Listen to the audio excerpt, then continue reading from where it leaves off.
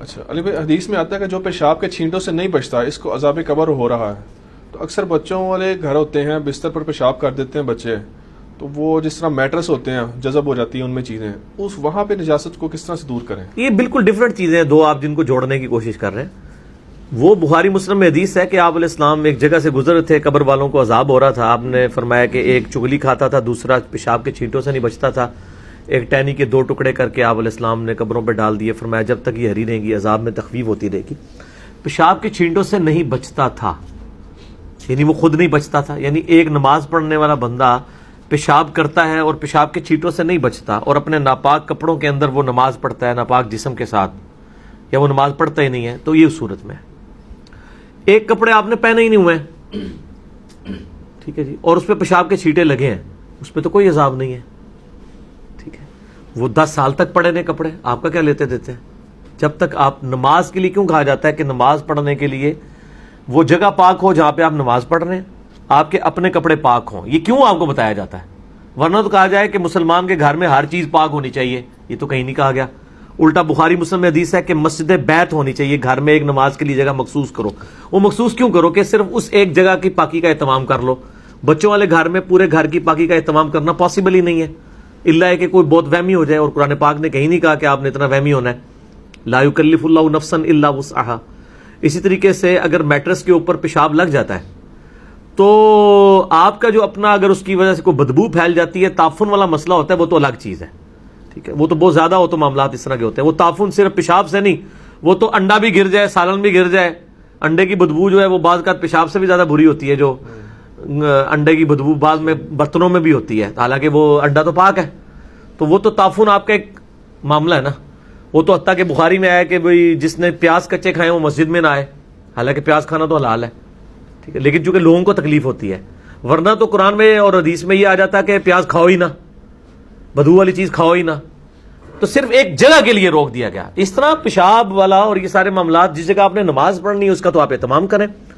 باقی قالین کے اوپر کہیں کونے پہ تھوڑا سا پیشاب لگ گیا اور آپ نے اس کو ادھر ہی اسی وقت صاف کر دیا، وہ پاک تو نہیں ہوگا. ظاہر ہے کہ جب تک اسے اوپر چھت پہ نہ لے جائیں اور دھوئیں نہ اور پورا نہ نکلے، وہاں پہ نماز نہ پڑھیں، تعفن نہیں آ رہا تو وہ کوئی مسئلہ نہیں ہے، کوئی گناہگار نہیں اس معاملے سے بندہ ہوگا. آپ کر سکتے ہیں، آپ ضرور کریں، لیکن وہ آپ کے اوپر کوئی obligation نہیں ہے. اس طرح میٹریسز میں بھی رولا ہو جاتا ہے، پھر اس میں سوشل ایشو بڑے انوالو ہو جاتے ہیں. یہ جو جلاد قسم کے خاوند ہے نا، یہ پھر بیویوں کو مارنے کے اوپر دوڑ پڑتے ہیں کہ جی تو بچے نو پیمپر نہیں سی بنیا، کیوں پیشاب کیتا ہے، تو پچھلے ہفتے بھی یہ ہوا سی. اس لیے تو میں عورتوں کو مشورہ یہ دوں گا کہ جب تک بدبو نہ آئے نا چپ کیتی رہو. ٹھیک ہے جی، کوئی ضرورت نہیں ہے، کیونکہ اس میٹرس پہ تو نماز پڑھنے سے بھی نہیں ہونی ہے، ماتھا تو جمنا ہی نہیں ہے، اس میں نماز کسی نے نہیں پڑھنی. ٹھیک ہے نا جی، تو کوئی مسئلہ نہیں، جب آپ کے لیے کنوینئنٹ ہو آپ صاف کر لیں، کوئی اتنا ایشو نہیں ہے. اس کی بنیاد کے اوپر لائی جھگڑے کرنا اور یہ سارے معاملات وہ اس فساد سے بچانے کے لیے، تو آپ کو تو ہوتا ہے بخاری مسلم میں حدیث ہے کہ آپ لوگوں کی لڑائی کو ختم کرنے کے لیے بھی جھوٹ بول سکتے ہیں. ٹھیک ہے، تو اس معاملے میں کوئی وہمی ہونے کی ضرورت نہیں ہے. صفائی آپ کا ذاتی شغف ہے، آپ ضرور کریں.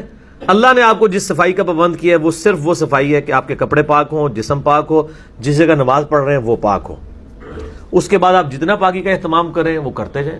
آپ کو ٹائلٹ 10 دفعہ دھونا ہے 10 دفعہ دھوئیں، آپ کی مرضی ہے. اور یہ تو آج کے زمانے کے مسئلے ہیں. صحابہ کرام علیہ رضوان کے زمانے میں تو ان کی چھتیں تو اسی طرح ناپاک ہی ہوتی تھی، کیونکہ وہ 2 اینٹیں رکھ کے ٹوائلٹ کرتے تھے، تو روزانہ اٹھا کے تو نہیں پھینکتے تھے. ہم نے بھی بچپن میں وقت دیکھا ہے کہ وہ 1 دن کے بعد یا 2 دن کے بعد یا کچھ گھنٹوں کے بعد وہ عورتیں لے کے جاتی تھی. اتنے گھنٹوں تک تو وہیں پہ وہ پخانہ پڑا رہتا تھا، نالیوں میں وہ گٹر سسٹم نہیں ہوتا تھا. تو اب چونکہ ہم لوگ صفائی ستھرائی ہمیں گوروں نے فیسلٹیز ایسی دی ہیں کہ ہمارے صاف ستھرے باتھ روم ہو گئے، اس لیے ہمارے وہم بھی زیادہ بڑھنے شروع ہو گئے ہیں اور اس کی وجہ سے لوگ جو ہیں واقعی وہمی بھی ہو چکے ہیں. ٹھیک ہے، تو اس کے بارے میں وہ جو ابو داؤد میں ایک حدیث ہے کہ ایک عورت تھی، اس نے کہا یا رسول اللہ مدینہ شریف کی گلیوں میں بڑا گند بکھرا ہوا ہے اور میری چادر لمبی ہے وہ نیچے لٹکتی ہے تو وہ مجھے خطرہ ہی رہتا ہے ناپاک ہو جائے گی. آپ نے فرمایا کہ وہ ناپاک جگہ کے بعد پاک جگہ آتی ہے؟ کہا یا رسول اللہ آتی ہے. فرمایا اس سے بھی رگڑ کھاتی ہے؟ کھاتی ہے. تو فرمایا پاک ہو جاتی ہے. یعنی وہ وہم کوئی ختم، حالانکہ ٹیکنیکلی سپیکنگ وہ پاک ہو جائے گی. تو بس یہ وہم کو ختم کیا گیا، کیونکہ اسلام پھر اس طریقے سے چل نہیں سکتا، یہ امپاسبل ہے. آپ نے ایک حد تک بچنا ہے، بس اس سے زیادہ نہیں. ٹھیک ہو گیا؟ قرآن کی تلاوت کر سکتے ہیں اس میٹرز کے اوپر، کیونکہ نماز تو نہیں ہوگی اس پہ. ہاں جی، قرآن کی تلاوت وغیرہ یا قرآن پاک پڑھ سکتے ہیں وہاں پہ پھر بیٹھ کے؟ اس میٹرس کے اوپر؟ ہاں جی. اس کے اوپر ضروری ہے کہ آپ نے اسی کے اوپر بیٹھ کے پڑھنا ہے؟ آپ لگا سے بیٹھ کے ریلیکس ہو کے پڑھنا؟ بیٹھ. ہاں ظاہر ہے کہ وہ قرآن پاک کے لیے تو یہ پروٹوکول نہیں ہے. ظاہر ہے قرآن پاک تو آپ سواری کے اوپر بھی بیٹھ کے پڑھ سکتے ہیں, آپ کہیں بھی پڑھ سکتے ہیں. یہ کہیں نہیں آیا کہ آپ نے جیسے کہا بیٹھ کے قرآن پڑھ رہے ہیں وہ جگہ پاک ہو. بہت اچھا ہے اگر پاک ہو. نماز کا یہ پروٹوکول ہے. قرآن پاک آپ زبانی بھی پڑھ سکتے ہیں, ٹھیک ہو گیا نا جی. نبی علیہ السلام, میں آپ کو مثال بھی دیتا, صحیح مسلم میں حدیث ہے, اما عائشہ کہتی ہیں میں حالت حیض میں ہوتی تھی. حیض والی عورت کیا ہوتی ہے؟ اور حضور میری گود میں سر رکھ کے قرآن پڑھا کرتے تھے. آپ ہوتے تو مشورہ دیتے کہ یا رسول اللہ قرآن ہی پڑھنا ہے تو ایک تقیر رکھ لو, وہ حیض والی عورت. ٹھیک ہے, تو یہ سارے اس طرح, اتنا کوئی اس میں نیٹی گیٹی سے نہیں ہے. ٹھنڈے ہو جاؤ.